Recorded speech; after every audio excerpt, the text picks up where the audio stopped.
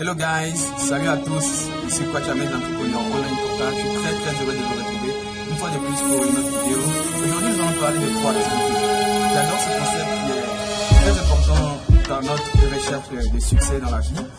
Et ce concept de proactivité a été rendu célèbre dans le monde entier à travers le best-seller du grand Dr. Covey. Les 7 habitudes de ceux qui réussissent ce qu'ils entreprennent, 7 Habits of Highly Effective People, qu'une fois de plus je vous recommande, allez chercher ce livre, c'est un classique, il faut l'avoir, il faut le lire, il faut le disséquer, il faut l'étudier, il faut en appliquer les principes. Donc la proactivité c'est quoi? La proactivité c'est un principe qui explique que, en tant qu'être humain, nous sommes des personnes qui sont conçues pour le succès, c'est-à-dire que nous sommes les maîtres de notre destinée. Nous avons tout pouvoir pour réaliser tout ce que nous désirons entreprendre et désirons faire. C'est-à-dire que vous et moi, avec ces attributs qui sont notre imagination, notre liberté de choisir, notre conscience de soi, notre volonté, avec tous ces attributs uniques d'être humain que nous avons, nous pouvons choisir un but, un objectif, un rêve dans la vie et travailler à le réaliser. Donc en fait, nous sommes les maîtres de notre destinée et nous pouvons en écrire les pages. Donc la conséquence directe de cela, c'est que toutes les circonstances dans lesquelles nous vivons n'ont aucune incidence sur ce que nous pouvons devenir ou être. Il n'y a pas de limite à ce que nous pouvons réaliser, peu importe ce que nous sommes aujourd'hui. C'est-à-dire que si on est d'une famille pauvre, ce n'est pas ça qui va déterminer si on sera riche ou non demain. Si nous sommes dans un pays pauvre ou dans un continent pauvre comme l'Afrique, cela ne veut pas dire qu'on est obligé de vivre misérablement et qu'on ne peut pas faire quelque chose pour changer la situation. Mais le concept de proactivité lui-même nous explique que nous sommes maîtres de notre destinée et que nous pouvons changer les circonstances dans lesquelles nous vivons. Avec les pouvoirs dont nous sommes dotés, que je viens de citer là. Et il y a des exemples patents que nous pouvons citer. Il y a dans le livre de Dr. Covey que je vous recommande de lire, les 7 habitudes de ceux qui entreprennent, qui réussissent tout ce qu'ils entreprennent. Il y a l'histoire du Dr. Viktor Frankl qui était un juif, qui était d'une philosophie déterministe, c'est-à-dire les gens qui croient que l'homme est déterminé par ses circonstances. Mais cet homme, dans les camps de concentration nazis, a découvert que malgré tout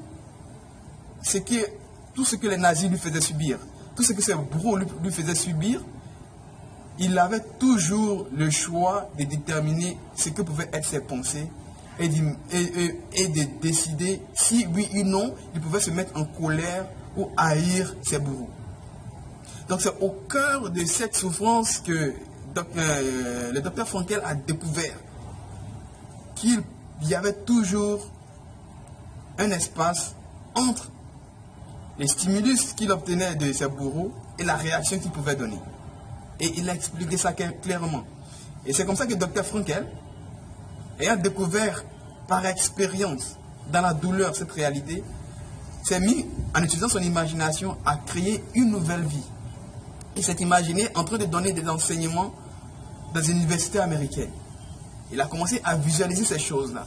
Il a commencé à visualiser une vie meilleure avec son imagination et à persévérer. Il a commencé à changer son attitude vis-à-vis de ses bourreaux, à devenir plus humain, plus gentil, malgré les mauvaises actions que ces personnes-là, ces militaires nazis, lui faisaient subir. Mais bizarrement, petit à petit, eux aussi ont commencé à changer d'attitude vis-à-vis de lui. Et petit à petit, des circonstances se sont créées et il a pu s'évader de sa prison nazie. Il a pu voyager vers l'Amérique et il a pu se retrouver aux États-Unis et il a pu devenir le grand professeur d'université qu'on a connu, Dr. Frankl, qui a même été le créateur d'une nouvelle science qu'on appelle la logothérapie, qui est une science qui permet de traiter les personnes qui ont des troubles de la personnalité, des choses qu'il a apprises lorsqu'il était en détention dans la prison nazie. Donc vous voyez à quel point la capacité d'utiliser nos attributs uniques là nous permet de déterminer quelle sera notre vie, peu importe les circonstances dans lesquelles nous vivons. Un exemple plus proche de nous, c'est celui de Nelson Mandela. Nelson Mandela, c'est en prison qu'il a préparé sa place à la présidence de la République. Nelson Mandela n'était pas aigri lorsqu'il a été mis en prison. Mais d'une manière ou d'une autre, il a découvert ce principe qu'il pouvait changer les circonstances en imaginant une vie meilleure pour lui-même et pour son pays. Donc c'est en prison qu'il a commencé déjà à positiver et à avoir un meilleur futur pour l'Afrique du Sud. Et ses compagnons de lui qui venaient lui rendre visite étaient étonnés par l'attitude qu'il avait, puis il leur disait que non, vous devez aller étudier, vous devez vous former parce que bientôt on va diriger ce pays et on a besoin des personnes compétentes. Donc c'est vraiment important qu'avec cela, Nelson Mandela a utilisé ce principe de la proactivité là et depuis sa prison, il a utilisé son imagination, il a utilisé sa persévérance, sa liberté de choisir, il a créé de nouvelles circonstances, une nouvelle vie qui s'est réalisée après 27 ans de détention. N'est-ce pas merveilleux? Et chacun d'entre nous est doté de ce pouvoir de proactivité-là. Donc, il n'y a pas de raison de dire, non, moi je suis né d'une famille pauvre, moi je ne suis pas pu aller à l'université, moi je n'ai pas été suffisamment instruit, non, moi je suis né en Afrique, non, on ne peut jamais rien faire de bon. Ce n'est pas vrai. Il y a des milliers d'exemples que nous pouvons citer. Et en Côte d'Ivoire, moi il y a des personnes que j'aime citer par exemple, qui sont des modèles. Il y a Kassim Koulibaly par exemple.